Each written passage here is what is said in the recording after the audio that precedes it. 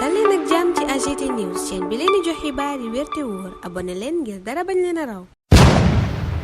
AGT News. Bismillah daleen ak jàmm ci AGT News. Adji Sarr amul asile amul nationalité suisse lii la yor bi xëy xibaar ñu yeggee ñu lim jàpp ne mooy dëgg ci waxi Adji Sarr jiñ fi yëkkati jamono yële jamono jooja l'observateur naan Samuel Sarr mi ngi diggante justice ak pronostic vital. Journal bi ne ay avocat dañoo xamle ne wér-gu-yaramam dafa suutante ba yegg ci lool ndax yéenekaay bi ne ñeenti évacuation sanitaire defal nañ ko Samuel Sarr mooma ci ñeenti weer. Journal bi ne ay certificats médicaux yu raglu it ay avocat dugal nañu ko ca booba lépp dossier ngir ñu teggi ko loxo moom Samuel Sarr. Journal bi ne li waral nag juge bi daal di tànn professeur Maymouna Ndour di spécialiste en endocrinologie et diabétologie ngir mu wax ko ndax Samuel Sarr mi mën naa wéy di nekk ci kaso bi buñ ko bàyyee ci surveillance hospitalière maanaam bàyyi ko ca pavillon spécial booba ay médecin di saytu wér-gu-yaramam. source ay xëy wax ci wér-gu-yaramu Samuel Sarr gi ay avocat ne dafa sutante ba yegg ci lool yéenekaay bi ne fi mu nekkay ci course sax contre la mort la ñu ne maanaam dee ci boppam la ñuy njëkkante Les Échos ne waaye loola juge bi daf caa bëgg am lu leer tax mu santaane expertise médicale yéenekaay bi ne docteur Ndeye Maymouna Ndour mi mu tànn nag am na benn weer ngir déposer rapport am waaye docteur Adama Ñigg Diop di cardiologue yéenekaay bi ne la mu xamle mooy Samuel Sarr mooma mbirum xolam maanaam lépp lu jëm ci wàllu wér-gu-yaramu xolam dañu war di ko saytu saa su ne. journal bi yégal ñu ne Samuel Sarr mooma ba ñu ko tegee loxo léegi évacué nañu ko ñeenti yoon ca hôpital militaire bu Wakam. journal booba noppi ca wér-gu-yaramu Samuel Sarr wax ci bu Farba Ngom na ay avocat it ña ngay sàkku ñu def expertise médicale maanaam tànn médecin boo xam ne mooy saytu Farba Ngom ba wax ndax mën naa des kasoom déet. journal bay fàttali ni it avocat yi Farba Ngom artu woon nañu jamono jële ci wér-gu-yaramam gi sutante ba yegg ci lool waraloon ñu di ko sàkkul bàyyib négandiku di liberté provisoire. Mansour Faye mi jàppoon ne mën naa tukki fi mu ne gannaaw dogalub Cour suprême yéenekaay yu bare ngi xëy di ñu xamal ne démb daa dem aéroport international Blaise Diagne bu Diass bëggoon a génn réew mi waaye dañu ko wàññiwaat moom Mansour Faye waral ca laas muy ñaawlu lim tuddee agression de l'état de droit. Tribune ne moom kay fi mu ne li ñu war a laaj sax mooy ndax du dignité Cour suprême ci boppam lanu bafoué maanaam salfaañe ko ndax booba lépp ëttu attekaay moo ne woon ministre de l'intérieur na yëgal Mansour Faye ne dañu ko aaye génn réew mi lu ko mooy ñu bàyyi ko mu tukki heure bu mu ko bëggee def. Vox Populi ne waaye dogalub juge des référés booba teewut Mansour Faye démb ba mu demee ca aéroport dañu ko wàññi muy ñetteel bi yoon bu nu ko aayee génn réew mi gannaaw bu mu demee ca aéroport booba bëgg a tukki aayeb tukki booba ñeel Mansour Faye ak journaliste des médias bi di Simon Faye minu teg loxo ba def ko ci garde à vue moo tax la Dakar waa naan la totalitarisme en marche yéenekaay bi ne jaay doole dëgg moo am ci réew mi. Libération ci mbiram Simon Faye xamal ñu ne démb rédacteur en chef bu des médias déglu nañu ko ca brigade des affaires générales. Point Actu ne lañu koy toppee moom Simon Faye mooy dafa dellusiwaat ci xibaar boo xam ne Afrique confidentielle moo ko génne ne Ousmane Sonko Alassane Ouattara njiital Côte d'Ivoire moo ko convoqué loola tax critique ne premier ministre Ousmane Sonko ci boppam moo arrêté lu journaliste bii di Simon Faye. Tribune gis Simon Faye mooma ci li mu tuddee viseur du nouveau monstre njuuma lu bees di yéenekaay bi ne fi mu ne moo teg gët Simon Faye moom taskatu xibaar bi yéenekaay bi ne def na métieram ñaar fukki at mësu cee def benn njuumte maanaam zéro faute. Macky mi nga xam ne bu demee bitim réew mel ni kuñ naan zéro faute yëkkati ko ba ci kaw di ko sargal ak tatagal te boo ñëwee ci réew mi ñu yekk ko keteme Walf Quotidien ca moom la xëy mel ni ku naan ñaari xar kanam la am Macky pile et face la booba lépp journal wax ci xëtam gu njëkk xët gu njëkku Sud Quotidien waa FDR di Front pour la défense de la République ñooy wax ci dialogue bi président Bassirou Diomaye Faye woote waaye Sud Quotidien ne waxuñu waaw waxuñu déet le 8 mai du FDR la booba lépp yéenekaay wax waaye l'info ma nga nuy xamal ne FDR daa ñaaw njortu ci dialogue bu mu jàpp ne dialogue opportuniste la maanaam nguur gi dafa am lu mu cay wut am lu ko ca yitteel dong nga waral mu woote. Khalifa Sall ki ñooñam ne ubbeeku nañu gaa ci waxtaan di dialogue waaye nag duñu dialogue ci loo xam ne ay ndëgg sërëx la yu Ousmane Sonko premier ministre tegal waral Vox Populi ne FDR ngay teg ay condition wam ngir wuy ji ci dialogue bi président Bassirou Diomaye Faye woote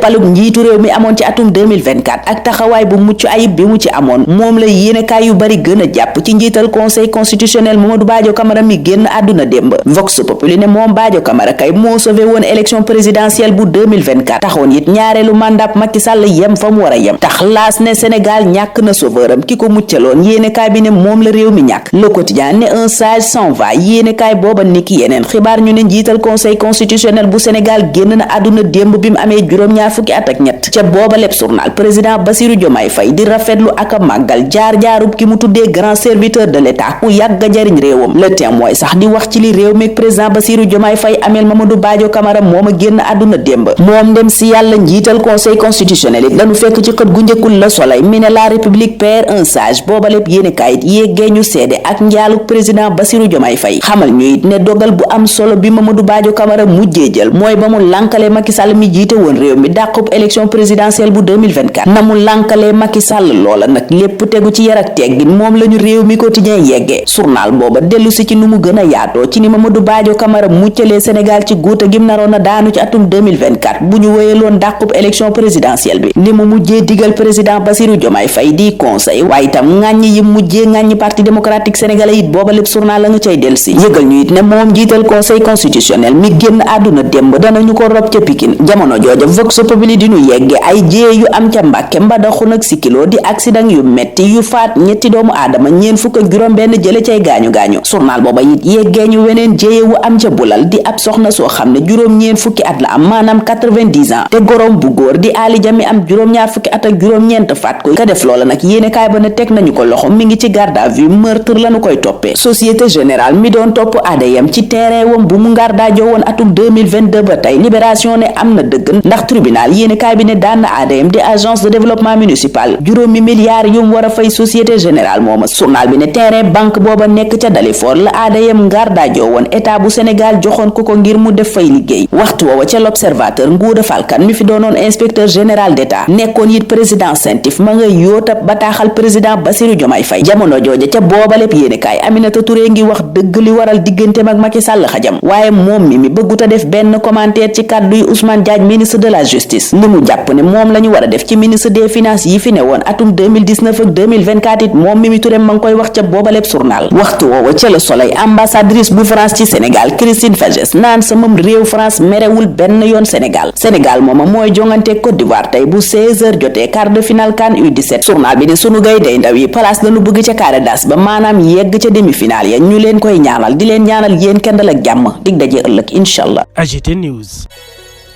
nga ni sa karaw dafay wow di ruus wala nga bëgg tàggoo ak leel cosmétique bio by Carré Nature indil na la crème 100% bio ñu defari ko ak ay produits yu naturel façon karaw bu nekk mën na ko utiliser yow mi ci bëgg nag wooteel gaaw ci 77 588 94 80 wala nga woote ci 76 776 85 96 ak Carré Nature daal problème mu karaw jeex na ci mim réew. AGT News.